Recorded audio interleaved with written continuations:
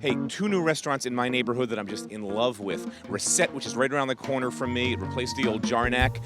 And it's a restaurant that my kind of place, husband, wife, couple, they're here all the time. And then Takashi down the street on Hudson. This incredible little Japanese take on Korean barbecue. Again, another couple story, another amazing restaurant. These are brand new restaurants, hot off the press, and I love them both. Crab is from Maine. Maine crab. And make sure you're checking out the computer for all the checks, all right? I am. Everyone's reading everything. Good. It's all good, chef. Check it out. All right. This is the duck leg terrine, chanterelles which are roasted, the quince vinegar reduction, a little bit of port, and then this is the breast, which if you see is just perfectly. Be a bullseye, medium rare, top to bottom. Perfectly.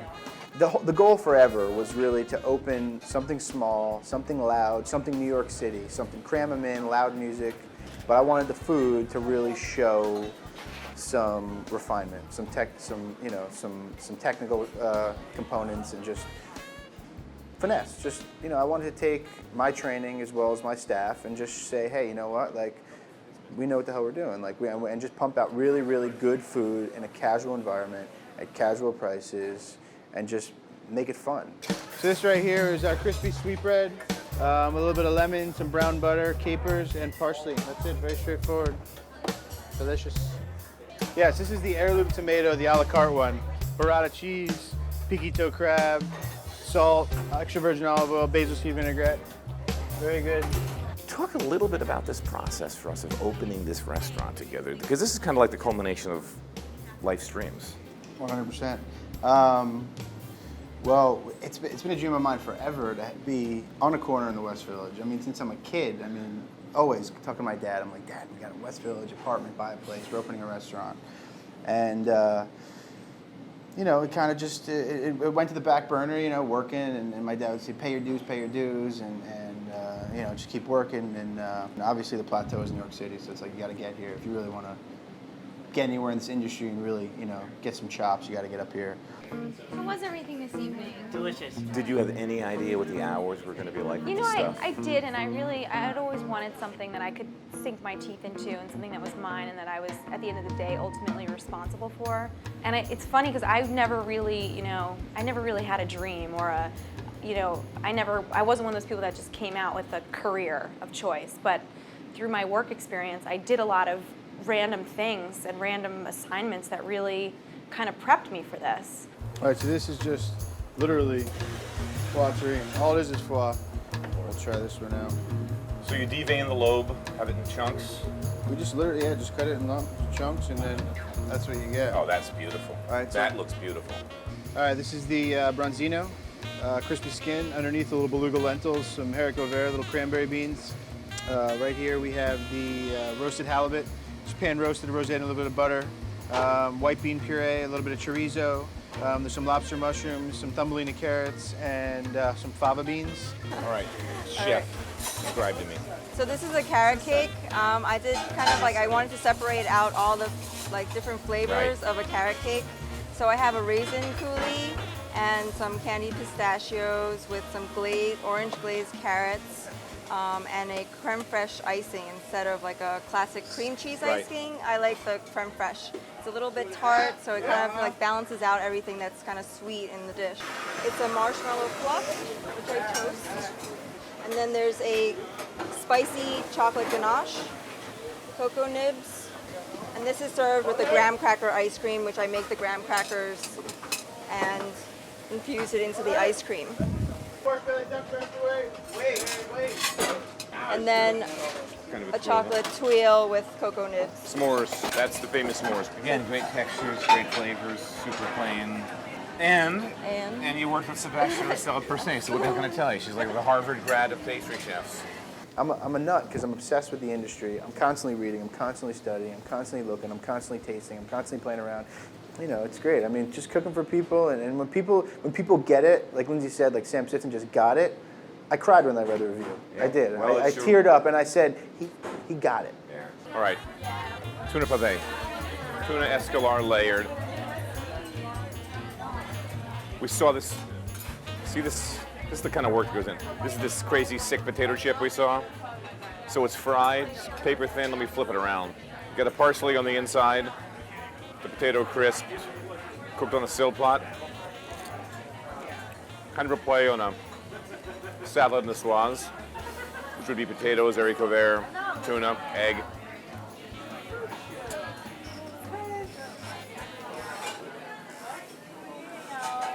It's just freaking great. I'm a huge fan of European canned tuna. I love that tuna, the albacore tuna that they have. For me, that's like the tuna for tuna tartar, but this is great because the escalar is fat. This tuna's cut thin. It's fresh as can be. It's layered. It just screams of the ocean. So, we're on this corner of, was it 12th and, I don't know, Washington, Greenwich, Washington maybe. 9th? No, wherever we are, my neighborhood. We're in this corner, block away from my apartment. This little, wonderful sort of little brasserie, Jarnac, is transformed into this really fantastic restaurant. This husband and wife team that are killing themselves 7 days a week, working as hard as they could to just elevate. And this is kind of the neat things about New York is you have all this percolation of talent coming up, kids taking over spaces like this, working 7 days a week, killing themselves to make great food. What can I tell you? Recette, make a reservation, come on in. Doing all kinds of new things, tasting menus. This is great. Everything I've had here has been great. All my meals. I'm loving it.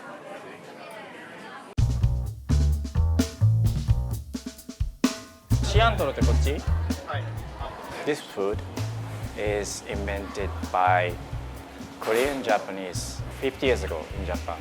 After World War II, the people didn't have beef or meat. So the Korean people started selling innards for substitute meat. My grandma opened barbecue restaurant in Osaka 40 years ago. So this is just my soul food. Yeah, grandmom's taste. This is the food that you grew up since you were a little kid Yeah. eating. Right. And your grandmom cooked in her restaurant. Yes, she's still cooking. She's 85, she's still cooking.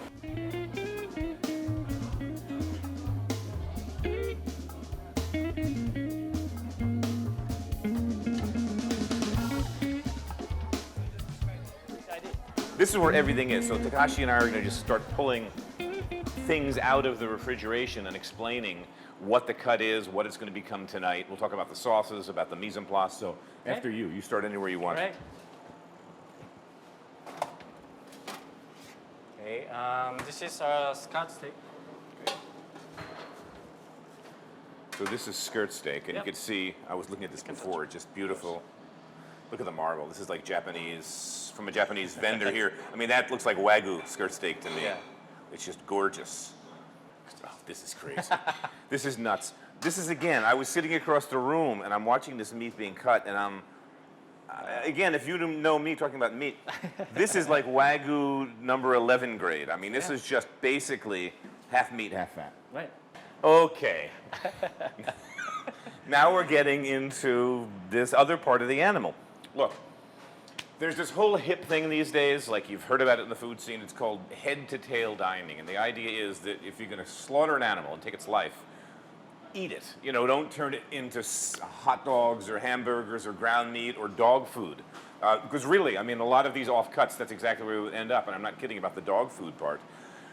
So in the old days, people never did that. I mean, people killed a pig, people killed a cow, they ate everything, and then the skin became clothing and the whole story. So this is what again? This is first stomach. First stomach. Yes. And you can see it's kind of got a thick wall there. It's been, again, this beautiful knife work. It's Yeah. been scored. And this From one both is, again, sides. for grilling. Yes, this is for grilling. So we spent a couple months, we scouted around, we're thinking, you know, East Village, West Village, what should we do? There's a lot of Japanese restaurants in the East Village, so we thought, you know, we want to go somewhere where there isn't too much around like us. So we settled on the West Village. Takashi found the spot, and Takashi had this whole idea that he wanted the counter to be in the center of the room.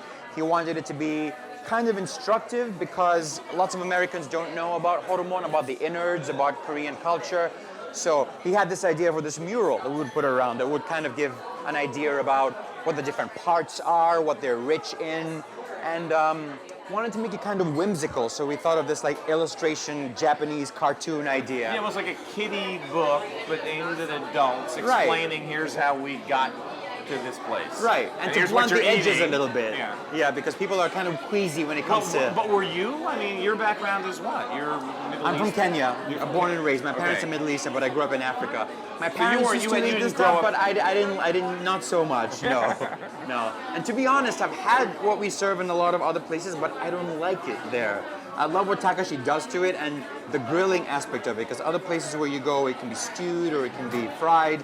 I like the grill, and the way Takashi marinates it and the way he treats it, I can only eat it here. All right, game on. Sake delivery. Hey.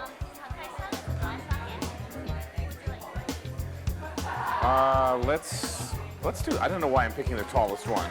I don't know why. You?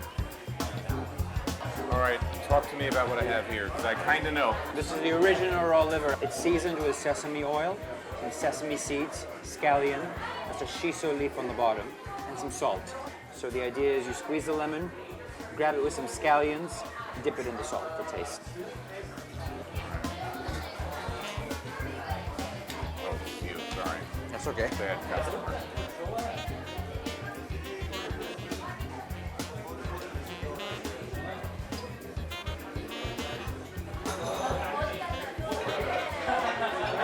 There's no mistaking it's liver. No, there isn't. Yeah, let's get some of this stuff. You dip it in the soy sauce. So sea urchin, just incredibly marbled. Which cut of beef? It's a chuck flap.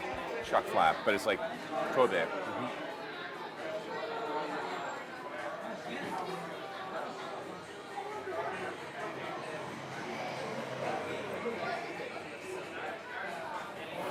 It's an insane amount of information for the taste buds to process. Shiso is this explosion of like herbaceous craziness. Seaweed comes behind that.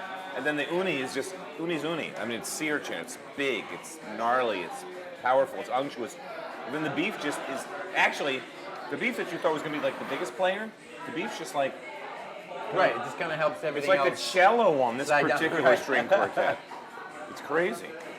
Ribeye is an amazing cut of meat. Yeah. It's just so flavorful. It's like the perfect mini steak.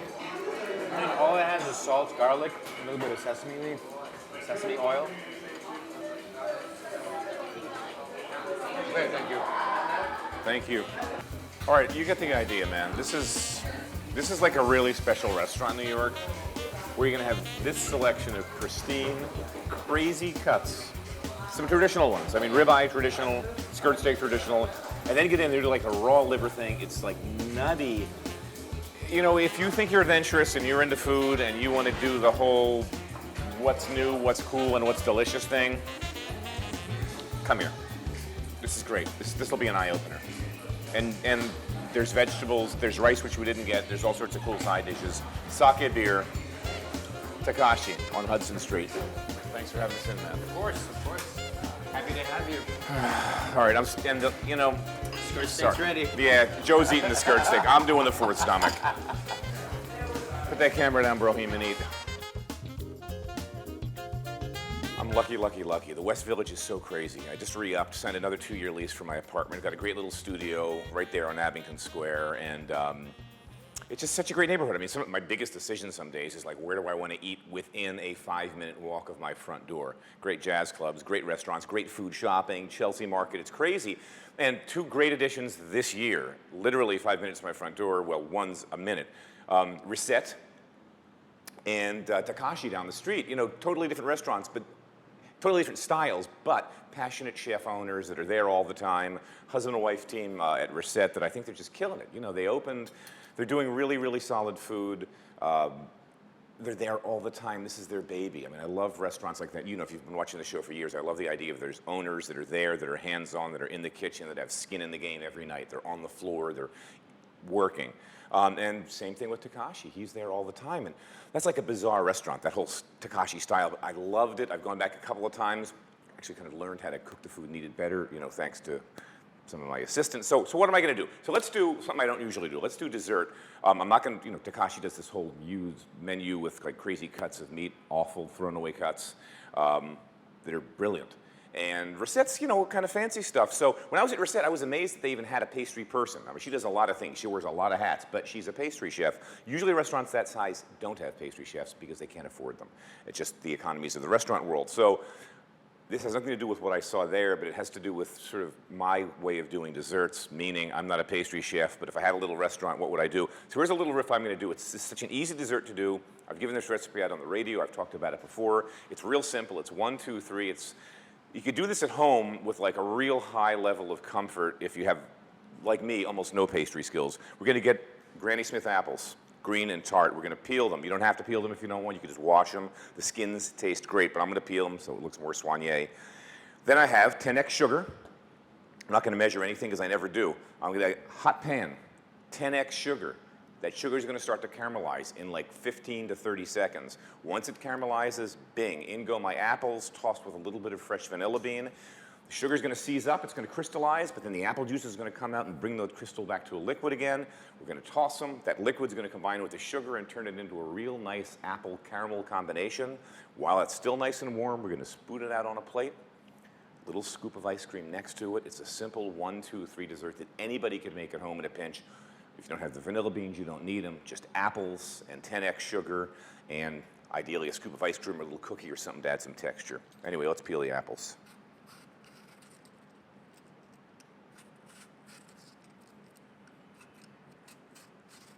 I'm using Granny Smith's because they're good cooking apples. They're tart, but there's just something about the tartness I don't mind because we're going to have 10x sugar to play off of it. But they also hold up to heat. A lot of times if you use other types of apples, they're going to turn into applesauce. I don't want that. I want you to know you're eating an apple even though it's been, you know, cooked in a hot pan and tossed with caramel. I still want some appley crunch present, and for that reason, to that end, this is the perfect apple. Again, I don't want this apples to turn into puree, so it's just kind of a medium dice so that we're going to know what we're eating. We're going to scrape a little vanilla bean. As all you foodies know, that's where the flavor is. It's right in there. For the 10x sugar, rather than dumping this straight from the container into the pan, which I probably would do at home, where you have no idea what you're doing, I'm going to kind of pre-measure it a little bit. All right, this is going to work fast, so cameraman, stay on me here. We got a hot pan, and I'm using 10x sugar because it has a couple of different properties. I just like the way this sugar is going to melt. Just a hot pan. Sugar has to turn into caramel because that's what it does. So you'll see. We want to move it around too because all pans aren't even.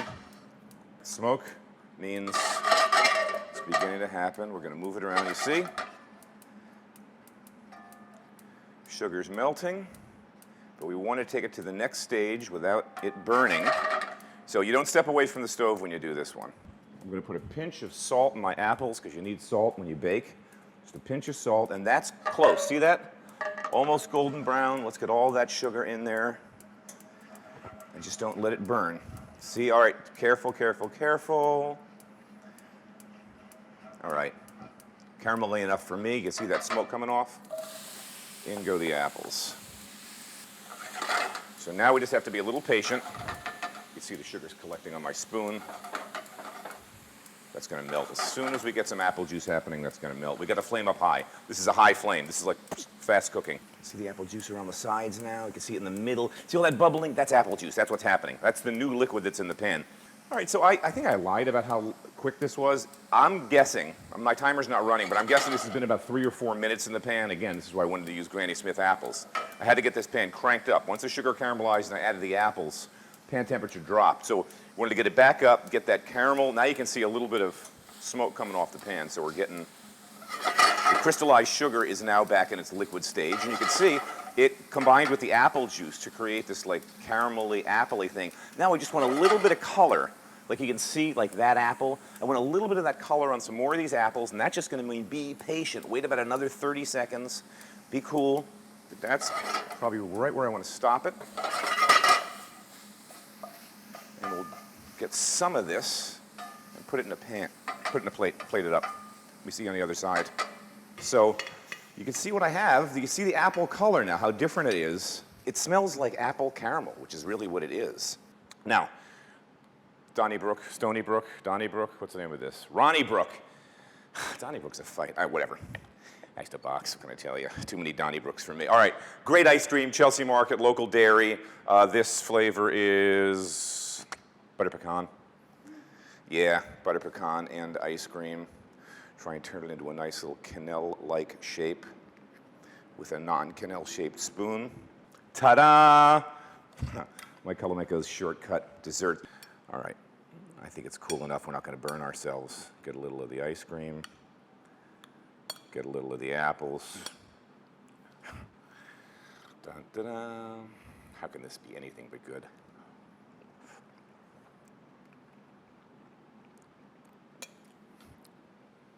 It's better than I thought. It's really good. The apples are, because they're Granny Smiths, they're actually not that sweet. They're almost slightly tart with sweetness on the outside. Good butter pecan ice cream, vanilla beans. Dessert made simple. All right, Recette, Takashi, love the places, love the neighborhood, love Manhattan, love Brooklyn, Queens. Much love for the city. What a great place to do this show, because it never ends. The story just keeps getting better. Eat well. See you next week.